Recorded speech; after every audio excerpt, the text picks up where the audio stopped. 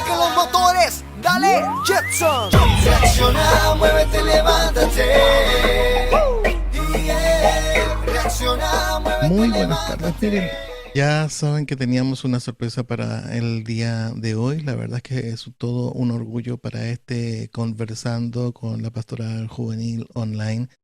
Em, Era un sueño esperado hace mucho rato. Ustedes están a cada rato conversando sobre lo que dijo, lo que no dijo, el video nuevo o alguno de los antiguos. Y era una de las personas que más han estado mandando correos electrónicos para que lo tengamos. Y sabemos que es complicado el tema cambio de hora, al otro lado del charco, pero el padre Daniel Pajuelos se ha dado el tiempo de estar con nosotros y la verdad que un lujazo para el día de hoy en este programa que está destinado a los jóvenes de la Pastoral Juvenil en la Arquidiócesis de Los Ángeles, pero también a todos los Estados Unidos. Muchas gracias, Daniel, por darte el tiempo, más conocido como el Padre Dani. Muy buenos días. Muchas gracias y muy buenos días. El lujo es para mí, es para mí. Me siento muy afortunado de estar aquí y de volver a encontrarnos, aunque sea de forma digital. Por cierto, muchas gracias en primer lugar por el mensaje que mandaste a los jóvenes hace algún tiempo. Plena pandemia, plenas restricciones, y hoy día ya nos encontramos con un mundo un poco diferente. ¿Cómo te la estás tomando? ¿Cómo ha sido en tu parroquia? Eres profesor, estás en una parroquia, además el tema de los videos, tienes una cantidad enorme de actividades. Cómo estás viviendo esta parte? Pues he pasado por varias fases, me imagino que como todo el mundo, ¿no? Al principio una fase de sensación de irrealidad, de que de repente el viernes le decimos a los muchachos que ya no vuelvan al cole, que cojan sus libros y que no aparezcan por aquí, sin saber cuándo volveremos a vernos, con la intuición de que esto iba a ser para largo. Las noticias todo el rato golpeándonos con información y con cierto miedo, ¿no? de lo que podía suceder. Y luego vinieron días malos porque comenzaron los fallecimientos, ¿no? Yo tengo muchos amigos en Madrid, donde más ha golpeado el virus, y al principio pues murieron sobre todo personas ancianas que eran los abuelos de algunos exalumnos míos, de algunos amigos, y de repente llegó la muerte de un amigo y fue duro. Eso sería en torno a la tercera semana desde que empezamos la cuarentena, y tuve ahí un momento de tristeza porque me pilló de muy cerca y de esta persona yo me había despedido. Yo ahora ya no vivo en Madrid, vivo en Jerez, en el sur de España. Me había despedido en el mes de agosto, estuve en su casa, estuvimos comiendo y recuerdo el último abrazo. Y claro, ¿quién te va a decir que ese último abrazo, que ese va a ser el último abrazo, ¿no? Que le vas a dar a alguien? Entonces, bueno, eh, me fui reponiendo de eso, me ayudó también a sentirme muy unido al dolor de tantísima gente en el mundo en estos momentos. Y también un privilegiado porque en realidad pues yo estoy muy arropado por mi comunidad, he continuado trabajando, lo cual me ha permitido tener la mente centrada, ¿no? Hay gente que ha tenido que parar su actividad, que ha estado en casa, incluso que prácticamente ha estado al borde de perder su trabajo o lo ha perdido. Y pues agradeciendo a Dios pues que he tenido muchos medios, ¿no? He estado dando clases también en mi colegio, aunque paramos las clases, hemos continuado de forma online y he estado contribuyendo también a formar al profesorado y a algunas familias sobre el uso del sistema de formación a distancia. Entonces, bueno, se me multiplicó el trabajo. Por un lado estuvo muy bien, porque así estaba más ocupado, ¿no?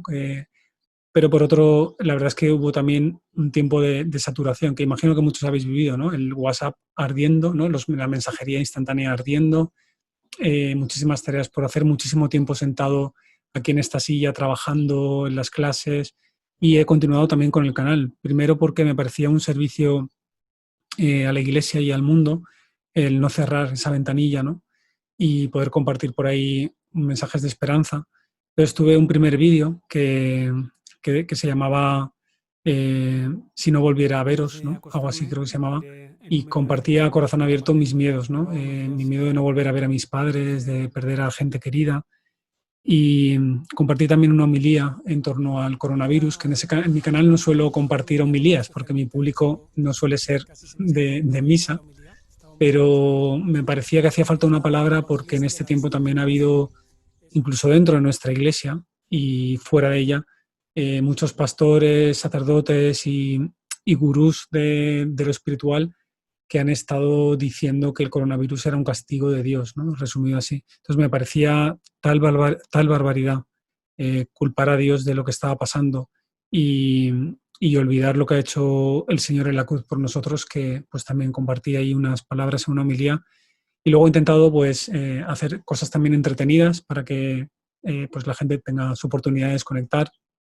Y, y bueno, y ahora mismo estoy trabajando en un vídeo que yo creo que va a ser un bombazo, que lleva mucha gente pidiéndome que hable de este tema, que es qué pasaría en la Iglesia Católica, en el cristianismo, si tuviéramos un encuentro con extraterrestres, ¿no? Suena como muy ciencia ficción, pero plantea varios retos a la teología y también al fenómeno religioso que está bien pensar, porque te sitúa en una perspectiva distinta. Y estoy trabajando en él y además va a ser pues, un vídeo dentro de la cuarentena que creo que a mucha gente le va a refrescar, le va a parecer divertido y le va a parecer también muy, muy interesante.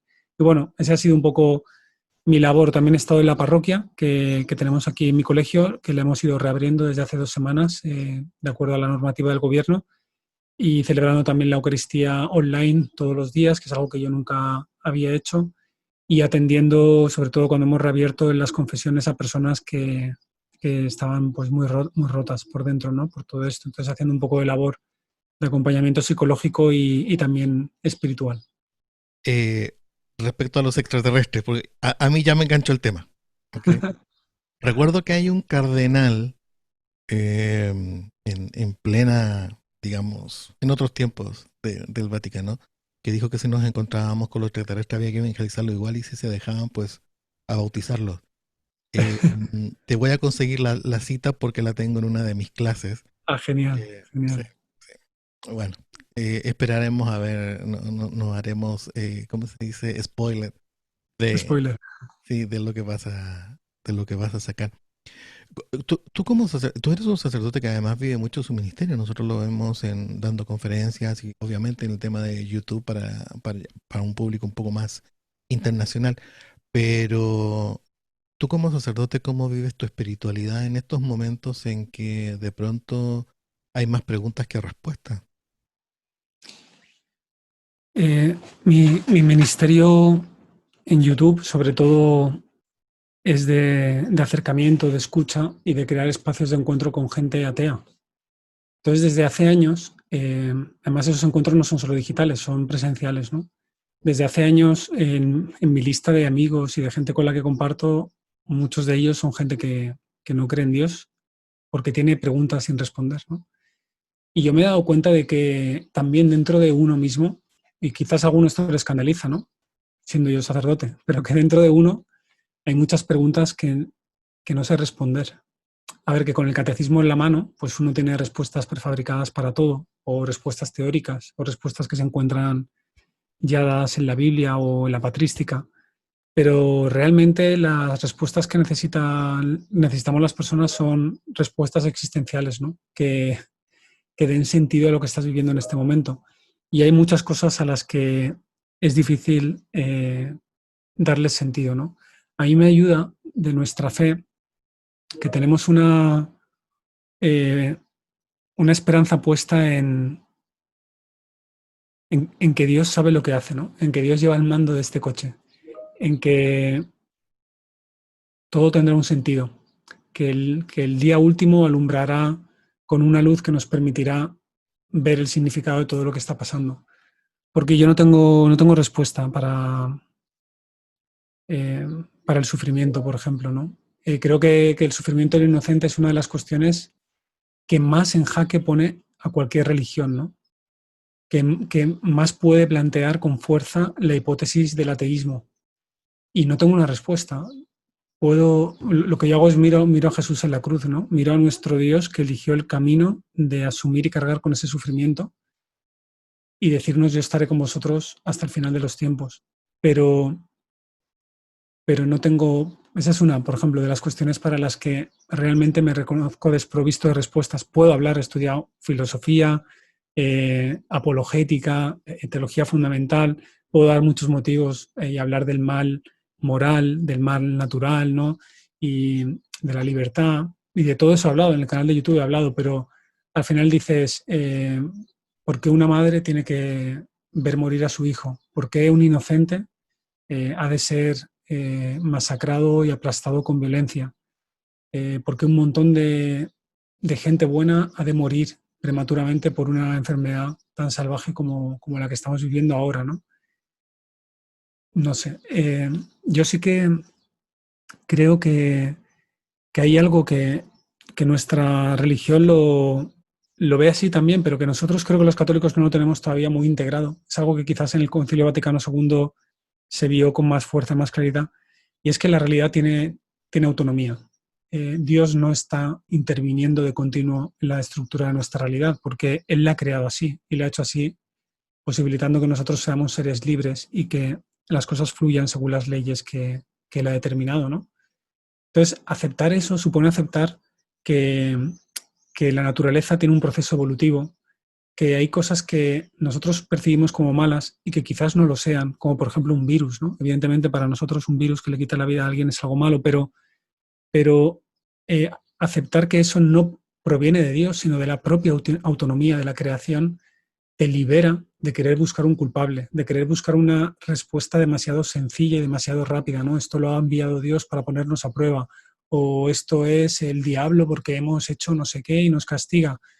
Creo que esas respuestas son más infantiles que religiosas, ¿no?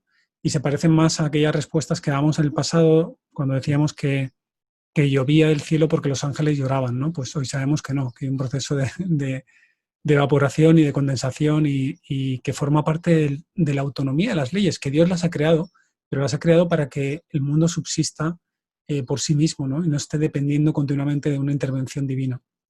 Entonces yo creo que eso nos hace también cristianos más maduros, ¿no? No acudir a Dios para que me solucione los problemas, sino acudir a Dios para que me dé la fuerza para vivir con los dones que Él me ha dado, ¿no? Y para dar respuestas yo a los problemas que me encuentro en el mundo.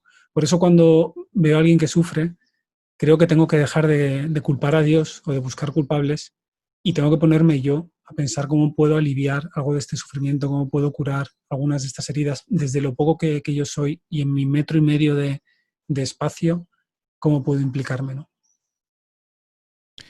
Súper interesante porque también los sacerdotes están en contacto además con, podríamos decir, con las debilidades humanas en el momento de la confesión. Em, ¿Tienes ahí algún, no tips, pero tienes algún padre de la iglesia, un guía espiritual que hayas conocido que te acompaña un poco a ti ya en tu función en el momento de la confesión?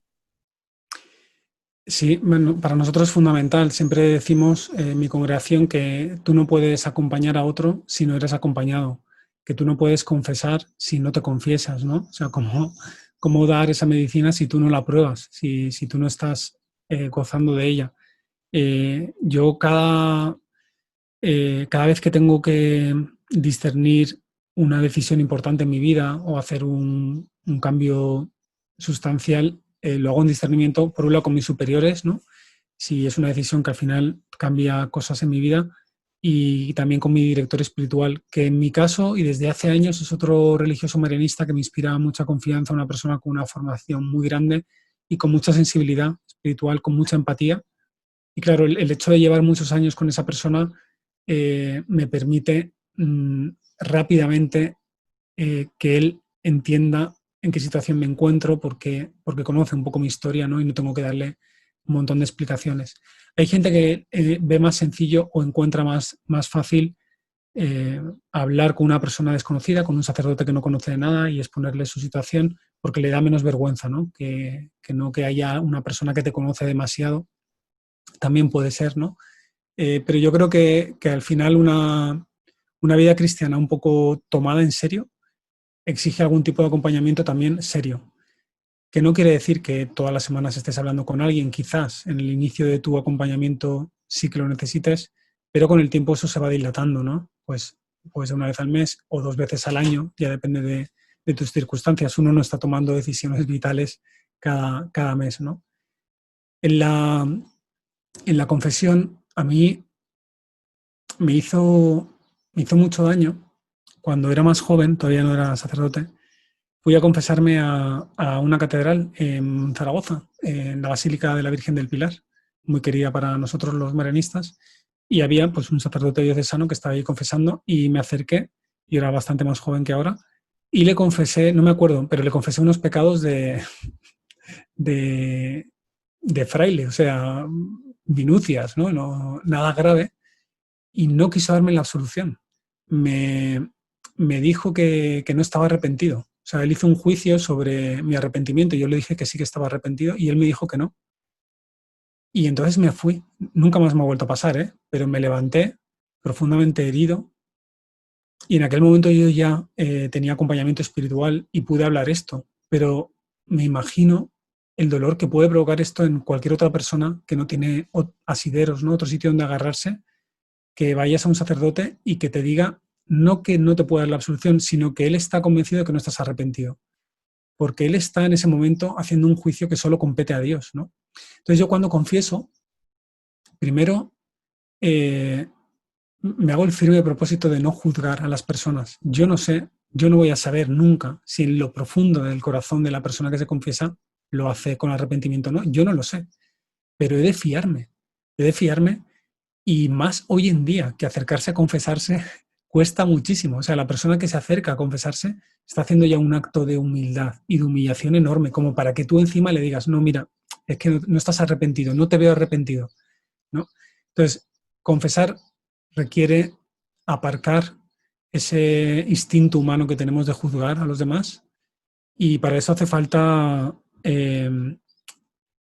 una especie de fuerza espiritual que viene de lo alto, ¿no? Que te hace capaz de acoger al otro en sus miserias, sin juzgarle, escucharle con amplitud de miras y permitir darle una palabra de aliento que le abra nuevos horizontes para el encuentro con Dios, ¿no? La confesión no es solo el reseteo, ¿no? No es llegar, me limpio y continúo con la vida. La confesión yo la veo más como llegar, sacar de tu mochila las piedras inútiles que has metido durante el camino y cargarla de cosas que te alimenten, ¿no? Que te ayuden a caminar y llegar más lejos, ¿no? Entonces, creo que a su vez en la confesión, aparte de escuchar y de poder poner a esa persona en comunicación con el sacramento del Señor, una palabra bonita, cercana, ajustada, inspirada, si Dios lo quiere, para esa persona puede hacerle un bien tremendo en ese momento y por mucho tiempo, ¿no? Y para eso la única forma que he encontrado es la de vivir yo mismo la confesión, ¿no? Y la de rezar. Rezar e intentar formarte. No, cada persona es un mundo. El sacerdote no es psicólogo, pero debería formarse un poco también en el ámbito de las ciencias humanas, ¿no? No podemos tratar a las personas como ignorantes o como inferiores. Hay personas que han venido a confesarse con un nivel de vida espiritual, pero 10 veces superior al mío, ¿no? ¿Cómo confesar a alguien así? Yo tengo que tener una cierta formación que me permita distinguir las emociones del espíritu, lo que vive una persona, el proceso en el que se encuentra, si está viviendo algún tipo de autoengaño, si igual tiene algún trastorno. Recuerdo, por ejemplo, una persona que se confesaba conmigo en Madrid que tenía esquizofrenia y veía cosas, ¿no? Entonces yo al principio no sabía distinguir si me estaba hablando de apariciones o si estaba esquizofrénico. Y bueno, después de un pequeño proceso y también de pedir ayuda a un especialista, pues me di cuenta de que esa persona necesitaba, además de la confesión, necesitaba ayuda psiquiátrica, ¿no? Entonces, bueno, creo que se nos ha encomendado una misión bellísima, complicadísima, y que lo primero que necesitamos nosotros los sacerdotes es vivirlo, porque si no, no podemos compartirlo. Pero qué importante también lo que estás diciendo en el sentido de que yo tengo un rol, pero también me tengo que hacer asesorar. Es decir, Claro, no hay como el bueno para todo, ¿no? Mi abuela decía que el que se siente bueno para todos en realidad no sirve para nada. El buscar la asesoría, ¿no? La iglesia tiene unos elementos puntuales, pero esta iglesia también tiene muchos otros miembros de este cuerpo místico y cada uno de ellos aplica algo a esto. ¿Sientes que el tema de las vocaciones también ha cambiado un poco? Porque antes algunos podían, sobre todo algunos jóvenes podían considerar que el ser sacerdote era estar encerrado o más o menos en un templo y luego pues ya ahí a rezar, a hacer misa, confesiones y un par de otras cosas y ya estuvo. Sin embargo, tú a través de los videos y a través de tus conferencias, porque te hemos tenido también aquí en el Congreso de Educación Religiosa en la Arquidiócesis de Los Ángeles, y has dado una imagen extraordinaria de un cura abierto.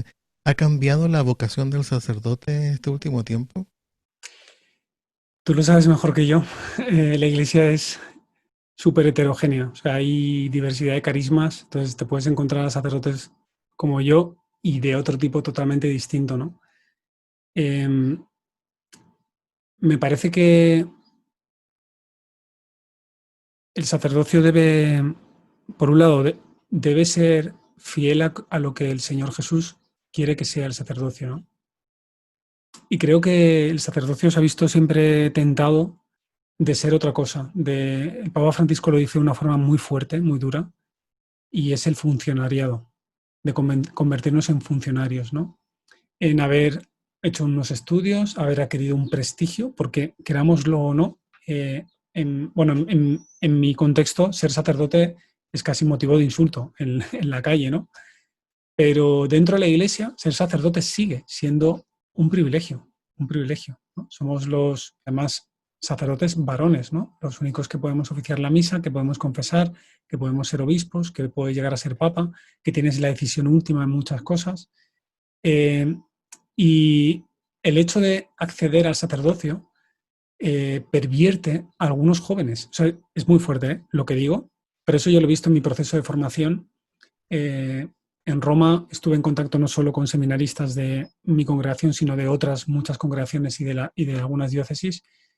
Y tú ves como a algunos jóvenes les hace daño. O sea, que el sacerdocio, como les ofrece una situación de estatus privilegiado dentro de la iglesia, acaban poco a poco asimilando esa idea de que ellos son funcionarios, administradores de unas normas, de una gracia que Dios le ha dado a través de una institución. Y, y eso es terrible. Y eso es terrible porque no tiene nada que ver con el sacerdocio que nuestro Señor nos ha encomendado, ¿no? Que es la participación en un misterio de redención, es decir, de curación, de sanación del mundo, no de administración de cosas, no de... esta también es una palabra fuerte, no de fariseísmo, ¿no? Ni de aparentar, ni de ponerse a la puerta y ni entrar, ni dejar entrar, como decía Jesús, ¿no? Y el sacerdocio en general, todo el clero, toda la parte institucional de la iglesia, siempre vamos a tener esa tentación, siempre va a estar ahí, yo la tengo también. Entonces tenemos que tenerlo muy presente. A mí me ayuda mucho ver que en los evangelios el conflicto con los fariseos, los sumos sacerdotes y los escribas está constante y permanentemente presente en los textos. Y creo que es un mensaje del Señor, y es que por siglos, todo el tiempo que dure la iglesia, tened presente que esto puede seguir ocurriendo, pero que los fariseos podéis ser vosotros, ¿no? Entonces creo que, o sea, mientras que esa tentación está ahí, por otro lado está la llamada continua del Señor a encarnar nuestro sacerdocio en el mundo de hoy, ¿no? Creo que a veces el sacerdocio ha podido servir como refugio a algunas personas, a algunos jóvenes que temen el mundo, ¿no? Y que han venido al sacerdocio o a la vida religiosa como una especie de fuga del mundo, ¿no? El mundo es tan cambiante, el mundo es tan relativista, la verdad no existe, que necesito cosas seguras, necesito un lugar donde me digas, haz esto, haz lo otro y te salvarás. ¿Quieres ayudar a los demás? Pues mira, haces esto, y la gente te querrá porque si tú haces la Eucaristía, si tú, la gente vas a tener un lugar en el mundo, vas a ser querido. En realidad eso llena gran parte del corazón humano, tener un trabajo, una comunidad, unos amigos, gente que te quiere, un proyecto que puede llegar hasta el final de tus días. Bueno, pues es algo que te soluciona bastante la vida y creo que de forma más consciente en algunos sitios y en otra inconsciente, muchos jóvenes se han venido a la vida religiosa, al sacerdocio, buscando un refugio, ¿no? En medio de un mundo tan complejo. Casi siempre acaba mal, casi siempre ese tipo de vocaciones provoca distorsiones de todo tipo, psicológicas, espirituales. ¿Cuántos sacerdotes, cuántos religiosos conozco que están amargados y amargan la vida a los demás? Porque el funcionariado o la posición social no llena la vida, ¿no? Te deja insatisfecho. Al final necesitas necesitas realmente experimentar el amor y bueno, pues muchos de estos jóvenes con el tiempo dejan el sacerdocio. ¿Cuántas salidas? Que eso es algo muy llamativo. Hay salidas, de esto se habla poco de cara afuera, ¿no? Pero en muchas diócesis y en muchas congregaciones están entrando vocaciones, pero se están yendo muchísimas. Y claro, luego cuando ves los análisis de los rectores y los obispos dicen, no, es que eran inconsistentes psicológicamente. Ya, pero es que igual nosotros en nuestros procesos no estamos teniendo en cuenta que las personas hoy en día son de otra manera, ¿no? Que no son como eran antes, que los procesos deben ser diferentes y que debemos cuidar que los candidatos tengan muy claro que esto no puede ser un refugio para sus vidas, porque ser sacerdote, la verdad del sacerdocio es estar muy a la intemperie, hoy en día. Muy a la intemperie quiere decir que no es ningún refugio, que la gente va a acudir a ti cuando esté enfadada con la iglesia y te va a criticar y te va a machacar a ti y tú vas a tener que tener paciencia, misericordia, humildad, respeto, vas a tener que bendecir al que te odia y amar al que desea tu mal. Eso por un lado. Luego la gente, mucha gente cristiana va a venir a ti buscando respuestas y muchas de ellas intelectuales. Entonces, te tienes que preparar muy bien y no solo estudiando hoy teología y filosofía, hay que estudiar también ciencia. La ciencia está, en el mundo en el que vivimos, está generando unas aportaciones tremendas que están modificando nuestra forma de ver el mundo y al ser humano.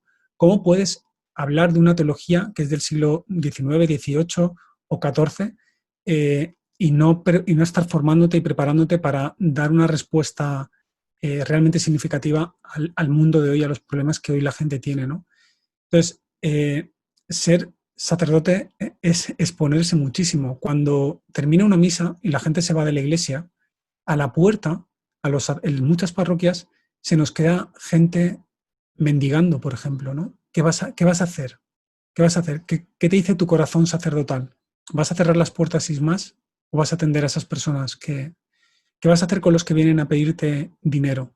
¿Vas a mandarlo a Caritas sin más? ¿Qué te dice tu corazón sacerdotal, no? ¿Qué vas a hacer cuando venga una persona rota porque ha cometido un mal atroz y venga no a confesarse, sino a llorar porque necesita que alguien le escuche? ¿Le vas a juzgar? ¿Le vas a apartar de la iglesia? ¿Le vas a ofrecer algún camino? ¿Qué vas a hacer cuando veas que el mundo necesita a Cristo y en tu parroquia no hay comunidades de fe? ¿Cuánto te vas a desgastar para crear esas comunidades, para tejer lentamente grupos en los que se pueda vivir con todo su espíritu y con toda su letra el Evangelio, ¿no? Y al final casi nadie te va a aplaudir, porque lo que haces es lo que tenías que hacer. Y entonces es duro, es duro. Los sacerdotes y los religiosos nos desgastamos muchísimo en la misión, recibimos mucho amor, pero jamás esta respuesta humana, al menos en mi caso, ¿no? Y por lo que veo, compensa muchas veces todos tus desvelos y toda tu entrega. Y no debes esperarlo así. Debes un poco como dice también ese evangelio, ¿no? Pues mira, es lo que me tocaba hacer, Señor, y ya está, ¿no? Soy siervo inútil, dice el evangelio. Entonces, si un joven se acerca al ministerio sacerdotal, a la vida religiosa, a la vida contemplativa, tiene que tener una cosa muy clara y es, vengo a darlo todo por Cristo. No me he de guardar nada para mí. El Señor me va a dar el 100 por 1, eso está claro. O sea, me va a cuidar de una manera que ni me imagino. Me va a devolver en amistad, en bienes, en felicidad, me va a devolver el 100 por 1. Pero yo tengo que venir aquí desnudo. O sea, Señor, donde tú quieras, como tú quieras, llévame donde sea, ¿no? Haz de mí lo que tú quieras.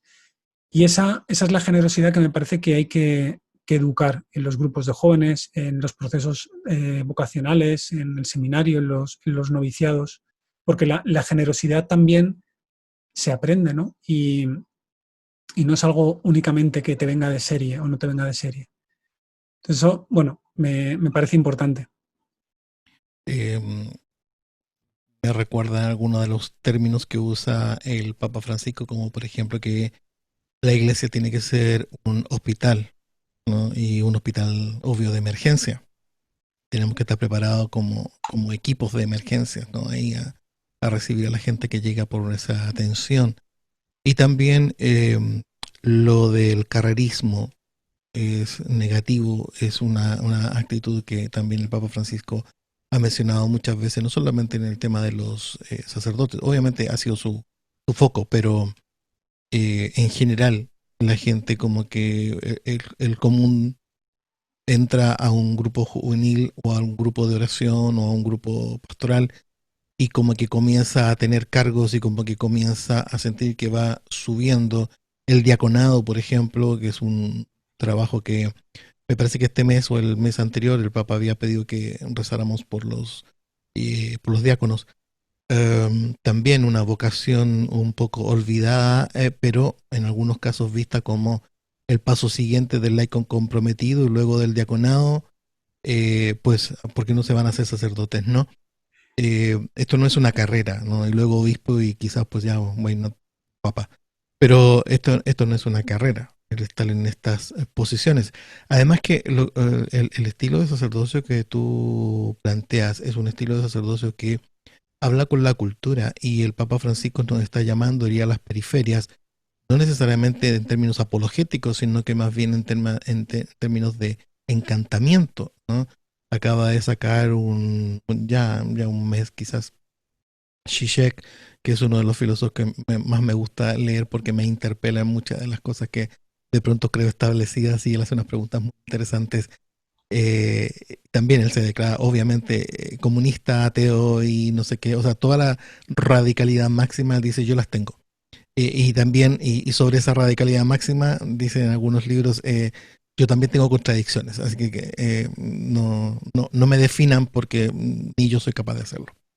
Pero Zizek acaba de sacar un libro que muy bien titulado con el tema de la pandemia, lo ha vendido muy bien, pero también nos hace esos cuestionamientos, ¿qué estamos haciendo nosotros las instituciones que decimos de estar cerca de dioses, como él lo plantea? Emma usa varios textos de los evangelios. Y en un mundo en que ya nos cuestionó el abandono y nos presenta el abandono de Dios por el tema de la pandemia. Eh, Tú que estás un poco en eso, ¿no? Con el canal, decías que con el canal dirigido a aquellos que están afuera de la iglesia, ¿te encuentras con cuestionamientos filosóficos profundos? Continuamente, a veces formulados en frases muy simples que todo el mundo dice, pero que detrás esconden que en realidad son verdaderas minas de profundidad en nuestra fe, ¿no? ¿Por qué Dios no actúa? Es una pregunta muy sencilla, pero que realmente si la piensas es complicado de responder. Por qué Dios, si es Dios, no se muestra claramente a los seres humanos? ¿No? Y bueno, se pueden explorar respuestas, pero esa es una de las preguntas más hechas con más sinceridad que me he encontrado en amigos que no pueden creer, ¿no? Aparte la del sufrimiento del inocente. Preguntas, hay otro tipo de preguntas eh, que son más, eh, ¿cómo decirlo?, que provienen del escándalo de ver una iglesia que es mala y corrompedora, ¿no? Esto me ha costado mucho tiempo verlo. Yo he crecido, mi experiencia de fe ha sido siempre positiva. O sea, la gente que he conocido de joven ha sido muy buena conmigo. Los marianistas, mi congregación, los sacerdotes, nunca he visto nada malo. Ha habido curas que eran unos pesados dando la homilía, pero ya está, tú entiendes que, pero no malos ni corruptos, ¿no? Sin embargo, pues poco a poco, y porque vas conociendo la iglesia por dentro, te vas dando cuenta de que esas experiencias de las que oyes ecos fuera, de gente que ha sufrido manipulaciones, que ha sufrido abusos, que, que ha sido utilizada, que ha sido injustamente tratada, eh, son reales, muchas son reales, ¿no? Yo pensaba antes, de algún modo, porque no podía creerlo, pues que muchas eran inventadas por grupos que odian a la iglesia y era una confabulación de fake news para...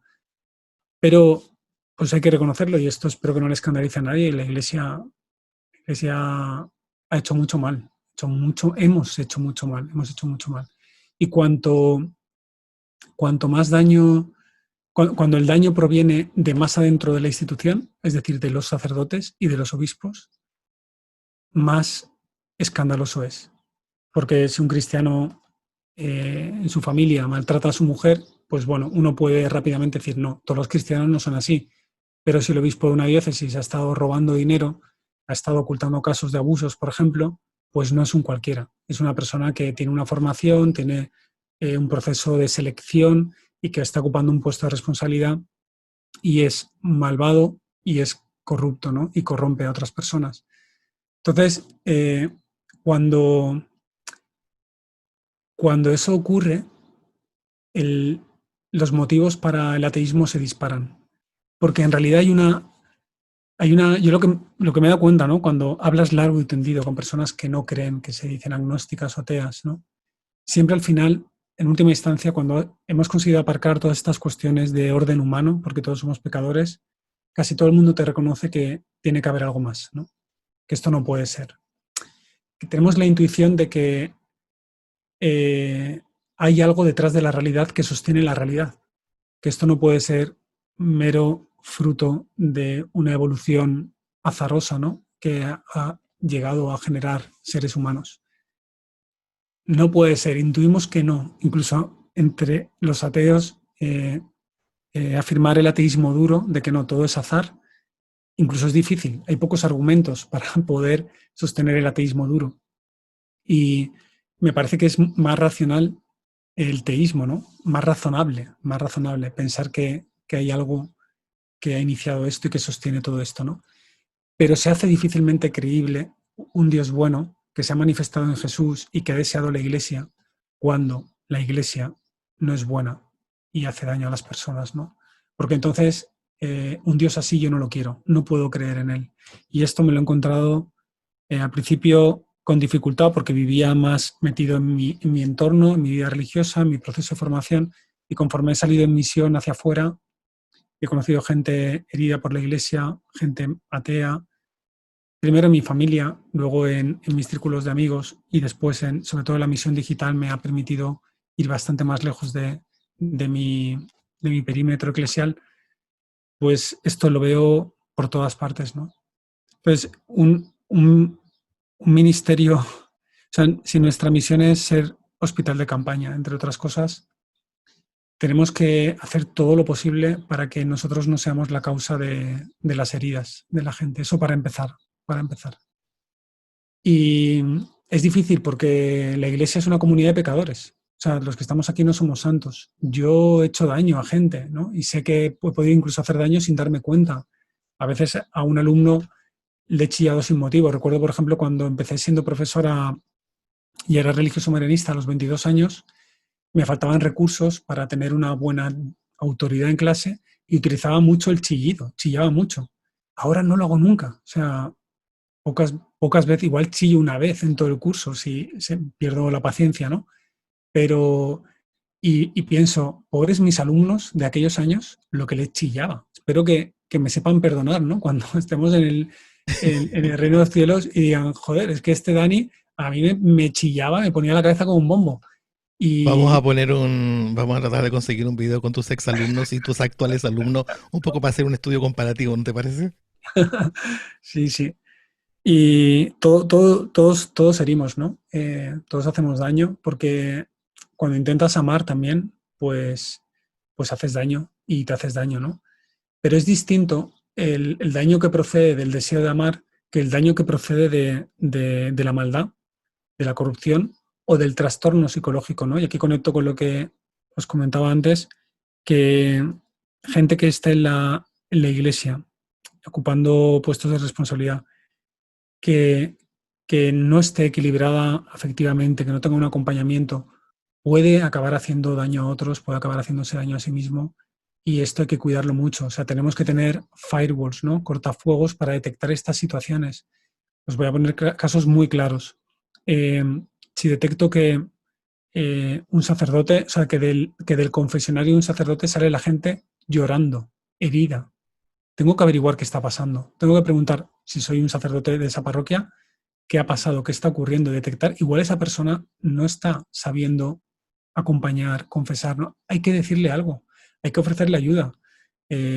Antes que llamar al obispo y decir, saquen a esta persona de aquí, que es lo que nos sale a todos, hay que hablar caritativamente con ese sacerdote y hay que ayudarle porque es un ser humano, que igual está pasando un mal momento, que igual no encuentra los recursos, que igual mil cosas pueden estar pasándole, ¿no? O, por ejemplo, veo que eh, pues un religioso, una religiosa están manteniendo una relación casi amorosa con otra persona en mi comunidad, en mi parroquia, ¿no? Bueno, las personas nos podemos enamorar, en sí eso no es malo, pero tengo que ayudar a que ese religioso o religiosa esté centrado en su experiencia del amor, y su experiencia del amor es la castidad, ¿no? Pues antes de llamar al obispo, a su provincial, tendré que hablar con él, tendré que ayudarle, preguntarle, ¿no? Igual su sitio no es la vida religiosa y estaba errando el tiro desde hace tiempo, o igual simplemente lo que necesita es otro tipo de ayuda, ¿no? Y está escapando en una relación afectiva desordenada, ¿no? Entonces, son cosas sencillas que todos podemos detectar, pero que muchas veces nos callamos. Sabemos, por ejemplo, que el, el, el cura de mi parroquia siempre empieza las misas tardes, cuando hace la homilía llama la atención a la gente, no le gustan que lloren los niños en la iglesia, se enfada, pues alguien tendrá que hablar con él. ¿Por qué no vas a ser tú? ¿Por qué no te puedes acercar al consejo parroquial? Porque esa persona, porque si no ayudamos nunca a los curas o a las personas que ejercen un ministerio en la iglesia, en realidad estamos dejando las estamos dejando solas, ¿no? Y son personas que tenemos nuestro pecado, que tenemos nuestras debilidades y que a veces nos vendría muy bien que nos dijeran, necesitas ayuda, te pasa algo.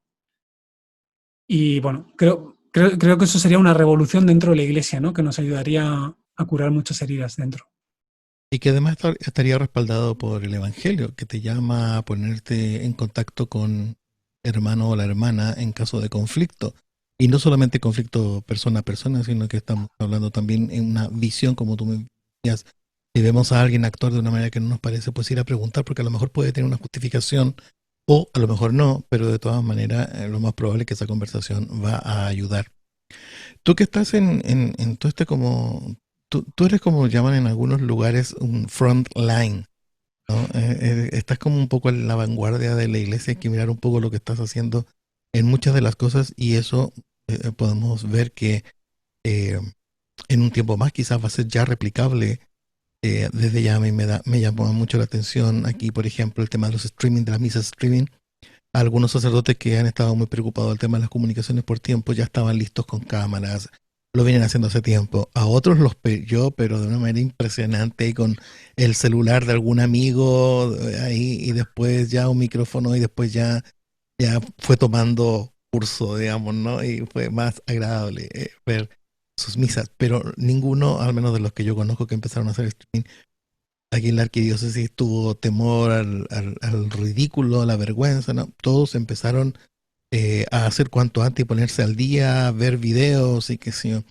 Pero no solo es el streaming un avance que ojalá que mantengamos, porque hay mucha gente que no puede ir a misa en algunos momentos y entonces puede ser continuar siendo un vínculo, pero la iglesia es mucho más que eso y las funciones dentro de la iglesia son mucho más que eso. ¿Cómo ves la iglesia post pandemia? ¿Sientes que la iglesia ya ha aprendido algunas cosas? Soy un poco escéptico porque el agua vuelve a su molino con muchísima facilidad, ¿no? Volvemos a hacer lo nuestro de siempre porque así nos sentimos seguros, ¿no? Yo creo que todavía hay que esperar, o sea, que el COVID-19 todavía va a durar tiempo, ¿no? Hasta que no tengamos una vacuna y todavía va a haber más transformación.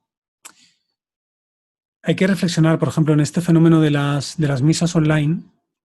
eh, Hemos dado un mensaje a los fieles que ya pertenecía al depósito de la fe, pero que no les habíamos contado.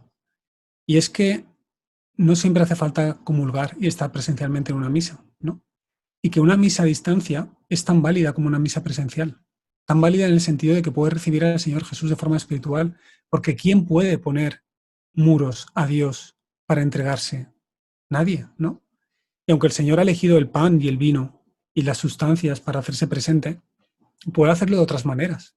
Y de repente, en un mundo donde, en una iglesia en la que estamos centradísimos en que hay que comulgar, ¿no? Y que incluso hemos utilizado la no comunión para castigar a las personas. Vale, pues tú no puedes comulgar porque tú eres una persona que vive en pareja y no está casada. Tú eres homosexual con una pareja, no puedes comulgar. Tú no te has confesado, no puedes comulgar. Y de repente o sea, pongo el ejemplo para decir que ha sido tan importante recibir la comunión en sus especies que la hemos, yo creo que malamente, utilizado para castigar a la gente, ¿no? Papa Francisco siempre cita, ¿no?, a un padre de la Iglesia que dice que la comunión no es el premio para los justos, sino el alimento para los hambrientos, ¿no? Y, y de repente hemos cambiado el mensaje rápidamente, positivamente, porque nos hemos dado cuenta de que para Dios no hay fronteras. O sea, que Dios quiere llegar a todos y especialmente al pecador. Entonces, de repente nos encontramos que no podemos asistir a misa, pero que Dios quiere seguir regalándose su palabra y su vida a nosotros. Y hemos hecho un ejercicio de teología que ya habíamos hecho en el pasado, pero que habíamos olvidado, y es que en la Eucaristía, aunque no sea presencial, recomendamos que sea presencial, evidentemente, por todos los beneficios que tiene, pero puede dar el mismo fruto. Y no solo eso, sino que de repente el Papa Francisco refresca una doctrina que también teníamos enterrada sobre la confesión. Y es que en el caso de que no puedas confesarte con un sacerdote, que no haya ninguna posibilidad, y de hecho eso se ha dado ahora durante la pandemia, basta un acto de contrición sincero, totalmente sincero, en la oración profunda del encuentro íntimo de Dios contigo, para pedirle perdón y para recibir en ese momento las mismas gracias que se reciben cuando recibes el sacramento del perdón. ¿Qué está pasando aquí? O sea, que de repente alguno podría decir, muy a la ligera, entonces los sacramentos no sirven para nada, ¿no? Me voy a confesar a partir de ahora con Dios y no voy a ir a misa porque yo me monto mi misa en casa o me miro los streaming que yo quiera. Ese no es el mensaje. El mensaje es mucho más profundo y es que para Dios no hay barreras, ¿no? O sea, que incluso, voy a poner un ejemplo un poco más duro, ¿no? Una persona que se haya alejado de la iglesia porque le ha parecido escandalosa, porque la ha visto una iglesia muy rica, en la que hay sacerdotes pederastas, en la que las relaciones son negativas, alguien que haya visto y vivido eso y se haya alejado de la iglesia, de repente la vida, la propia iglesia, le ha puesto un gran muro para encontrarse con Dios. Esa persona ya no puede comulgar, ya no puede acercarse a la confesión y casi que se declara atea porque la imagen que tiene de Dios ha quedado completamente distorsionada. Pero ¿qué nos enseña todo esto que hemos vivido en la pandemia, ¿no?, con los sacramentos? Que Dios va a seguir buscando a esa persona por todos los medios. Que Dios se salta la comunión y se salta la confesión y se salta el bautismo cuando se trata de ir al pecador, ¿no? Y lo hace con medios extraordinarios que no conocemos en la Iglesia. Esto nos lo dice nuestro propio Concilio Vaticano II, que los ateos, claro que se pueden salvar, si se dejan guiar por la voz de su conciencia y la siguen rectamente, por supuesto, porque a través de ella Dios está alcanzándoles y les está buscando, ¿no? Entonces creo que hay un ministerio inexplorado, que es donde yo intento moverme, porque me siento llamado a ello por el Señor, que es toda esta gente, ¿no? ¿Cómo llega Dios a esta gente? ¿Qué está haciendo Dios en ellos? ¿Cómo la Iglesia podemos reconocer lo que Dios está haciendo en todas estas personas que no se pueden acercar a la Eucaristía, que no pueden acercarse a confesarse por mil motivos? Porque viven en pecado, como hemos dicho algunas veces, o porque odian a la Iglesia, porque han tenido una mala experiencia, porque nadie les ha hablado del Evangelio, porque desconocen y todo lo que saben sobre la Iglesia son prejuicios. ¿Cómo está actuando Dios en ellos? Porque Dios no los ha abandonado, ¿no? Entonces, mi experiencia es de, al salir al encuentro de esas personas, de repente descubres que en ellas hay belleza, bondad y verdad. Y en algunas de una manera tan visible que nos dan mil vueltas a los que nos llamamos católicos, ¿no? A los que incluso tenemos un cargo de responsabilidad de la Iglesia como es el ministerio sacerdotal. Y dices, wow, Dios está aquí. Dios está aquí. Esta persona me interpela, ¿no? Yo que me creía el que tenía la llave para abrir la puerta que comunica a Dios con las personas, resulta que es que esta puerta, Dios me ha hecho custodio de ella para que la gente entre a vivir su misericordia. Pero fuera hay otras puertas que el Señor ha habilitado, que desconocemos y por las que también está actuando, ¿no? Yo he de seguir cuidando de esta puerta, que es la que el Señor me ha encargado, pero qué increíble. O sea, eso nos da una experiencia, creo que mucho más ajustada a la visión del Dios bíblico, de la magnanimidad, la misericordia y la justicia de Dios, ¿no? Que no pasan solo por el estrecho agujero de la Iglesia, el estrecho e imperfecto agujerito de la Iglesia. Entonces, bueno, ahí me gustaría, y lo formulo más como deseo, porque no sé si es real, que la Iglesia ya hemos aprendido algo de esto en la pandemia, ¿no? Que Dios es más grande que nuestras limitaciones, que Él es capaz de, de saltarse todas las restricciones que hay y llegar al corazón humano y derramar sus gracias, ¿no? Y que la Iglesia no solo es el templo, la Iglesia no solo somos los curas celebrando la misa o confesando, sino la Iglesia está en el corazón de cada fiel. Cada persona es un templo, incluso aunque se haya separado, alejado de la Iglesia, aunque no la conozca, cada persona está llamada a ser un templo de Dios, ¿no? Y está habitada por esa presencia. Hace algún tiempo escuchábamos este término, bueno, el primer término del continente digital, recuerdo haberlo escuchado contigo. Después se lo escuché también a Siskia Valladares, y finalmente ya mucho más de cerca a Lucio Ruiz. Eh, pero también al rato, y ahora con el tema de la pandemia y esto y las restricciones de juntarse en los templos, apareció también el Papa Francisco y el arzobispo Gómez, y así se empezaron a sumar una serie de gente, ¿no? Este continente digital, ¿tú sientes que llegó para quedarse? ¿Cómo lo asume una parroquia ese continente digital? Totalmente, pero vino hace tiempo. Lo que pasa que nos cuesta aceptar los cambios, ¿no? Pero el continente digital no es más que la dimensión digital de nuestra vida, ¿no? Esto lo hemos hablado mucho en Emisión, el grupo este que creamos Chisque y yo. Las personas hoy en día tenemos nuestro mundo presencial, es el mundo en el que las relaciones se dan en tiempo real, ¿no? Y hay interacciones físicas. Y tenemos el mundo digital, donde se pueden dar en tiempo real, como tú y yo ahora, o se pueden dar de forma síncrona, te envío un correo, te dejo un mensaje en el WhatsApp, y no hay necesidad de una interacción física, ¿no? Lo hacemos todo a través de pantallas o de dispositivos. Y las dos dimensiones son reales.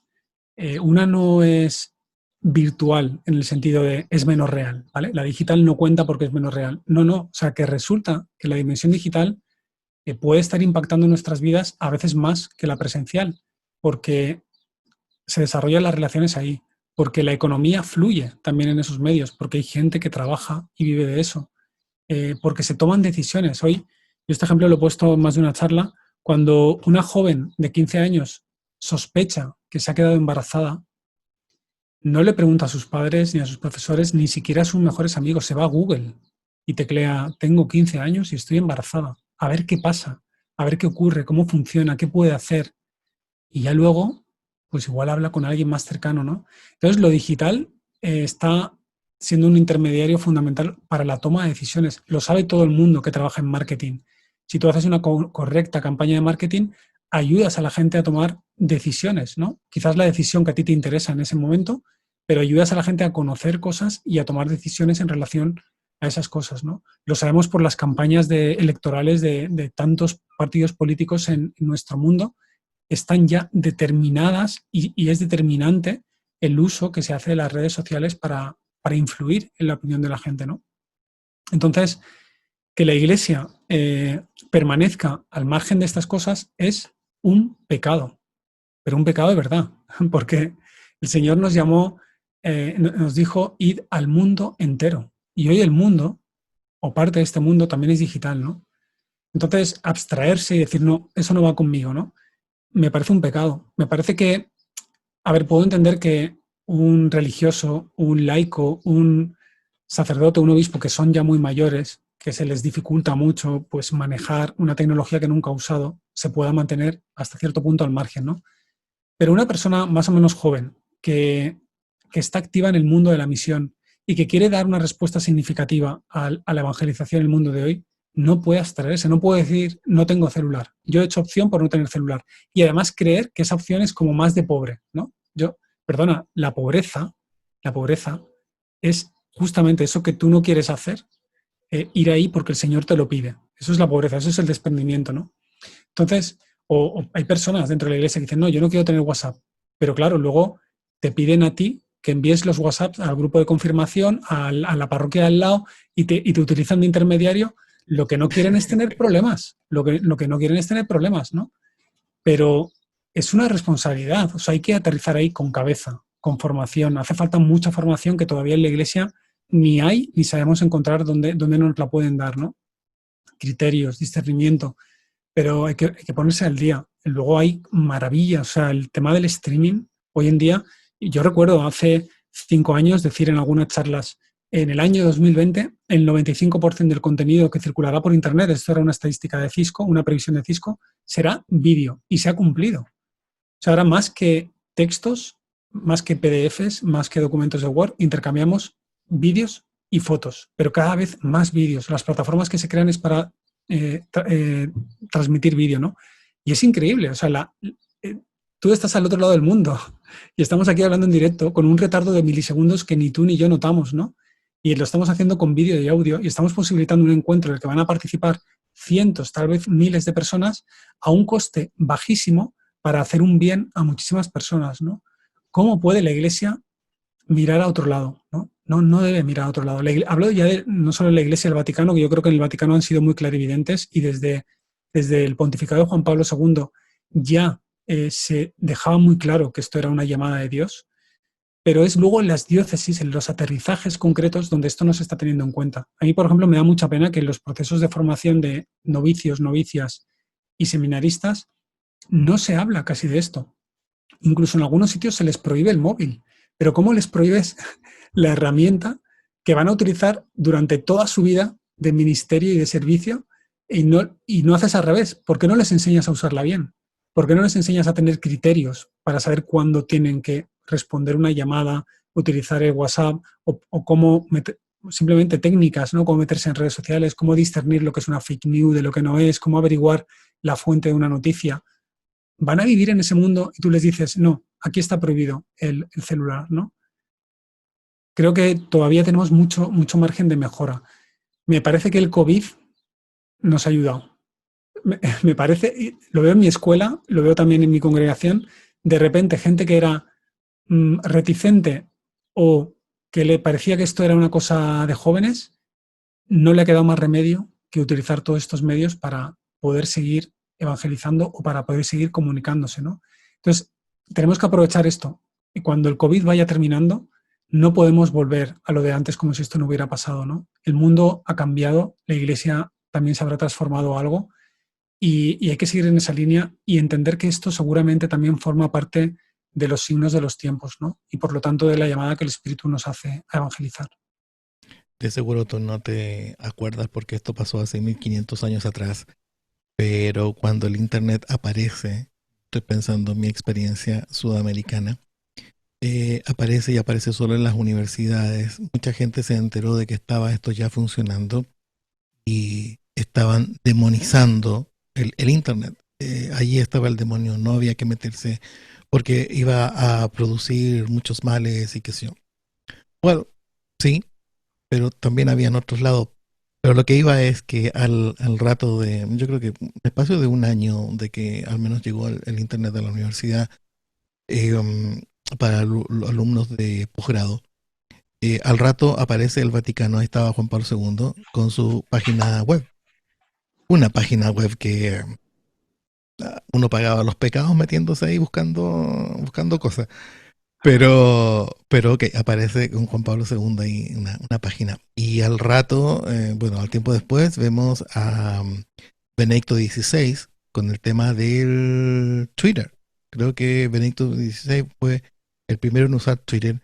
Y hasta donde yo sé, lo que me dicen por ahí algunos amigos, eh, que no tenía la más mínima idea el cardenal Ratzinger de qué se trataba el asunto y estuvieron algunos días entendiendo, haciéndole entender de qué se trataba el tema de la comunicación y al rato cuando ya lo comprendió, le dice, hay que estar aquí, ¿no?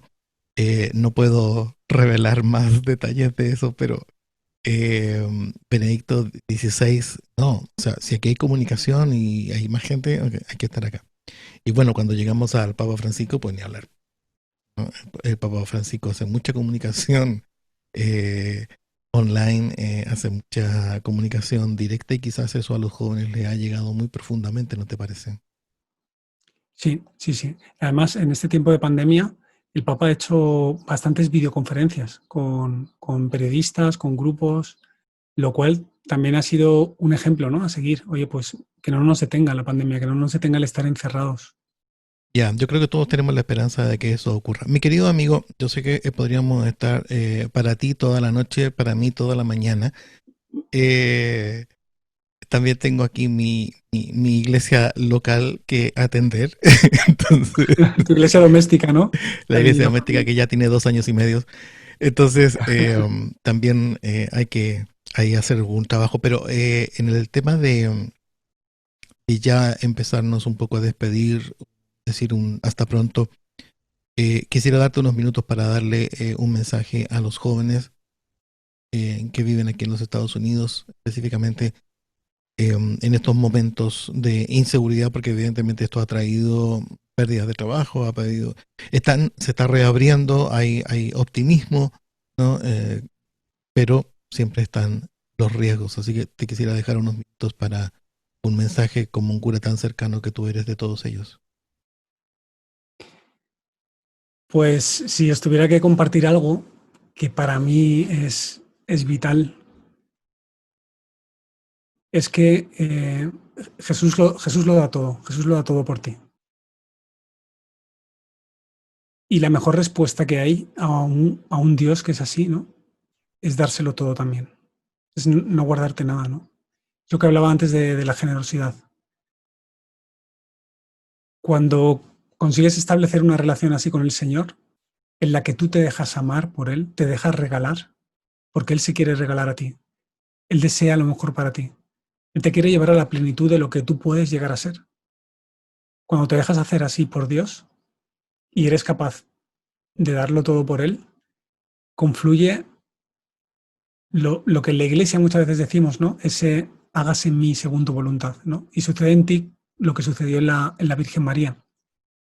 Y entonces te transformas en otra Virgen María capaz de dar a luz al mundo, a Jesús, ¿no? Y tu vida, de modo espiritual, ¿no? Pero tu vida se convierte en un alumbrar a Cristo al mundo. Y nuestro mundo herido necesita de la presencia de Jesús y la necesita a través de ti también. Necesita el ungüento de la misericordia. Personas que no juzguen, sino que escuchen, acompañen, ayuden a enderezar en ocasiones con la palabra justa, ¿no? Con la palabra inspirada. Nuestro mundo necesita personas capaces de crear espacios de encuentro, donde se pueda hablar sin chillarnos, sin gritarnos, sin radicalizarnos. Gente que no acumule odio con las ofensas, sino que tenga un corazón esponjado, capaz de comprender que incluso el que me insulta necesita de la bendición de Dios, ¿no? Y intentar procurársela, porque será la manera en la que esa persona deje de odiar. Y todo eso podéis llegar a ser cada uno de vosotros, ¿no? Otro Cristo en el mundo, porque el mundo lo necesita. Por eso Dios os sigue llamando y se sigue regalando en vuestras vidas. Muchas gracias, Dani. Ya saben, SM Dani, vayan ahí a YouTube. Muchísimos videos. ¿Cuántos videos ya tienes? ¿Los has contado? Uy, el otro día estuve mirando 260, 250, algo así. 260. Wow, Sí. todo un récord. Nosotros vamos con 30 y ya estamos agotados. Queremos unas vacaciones como de 2 meses. Es laborioso, es laborioso. Ay, no. Dani, muchísimas gracias por el tiempo que nos has brindado. Nuevamente queremos promover entre los jóvenes que vean tus videos, que vayan, conversen, mándenle mensaje. Dicen las malas y las buenas lenguas que Dani sí contesta y ve los comentarios que le ponen en sus videos. Así que, vamos, es un cura súper cercano. Es un ejemplo. Yo creo que ojalá que, bueno, mira, ¿sabes qué? Yo tengo o espero tener un mal presentimiento y es que no te hagan a cargo del tema vocacional porque eso te va a llevar tanto tiempo que capaz Ojalá que te te perdamos. escuchen. Ojalá te escuchen y no me hagan. Ya que nunca te pongan, por favor, en vocaciones además, porque además eres un cura que llama a muchos jóvenes para las vocaciones y estamos en ese trabajo también. Queridos muchachos, queridas muchachas, muchas gracias por haber estado en sintonía nuevamente. Muchas veces gracias por permitirnos entrar a la casa de ustedes. Ya saben, estamos aquí para acompañarle y curas como Dani y muchos otros que están haciendo también un trabajo muy importante en las redes. están disponibles. Recuerden que la iglesia es mucho más allá que el metro cuadrado que estamos cada uno habitando. Así que gracias nuevamente por estar. Dani, que tengas una muy buena noche y nosotros vamos a comenzar nuestro día al otro lado. Muchas gracias. Que Dios os bendiga, amigos. Muchas gracias a todos. Parar de cantar.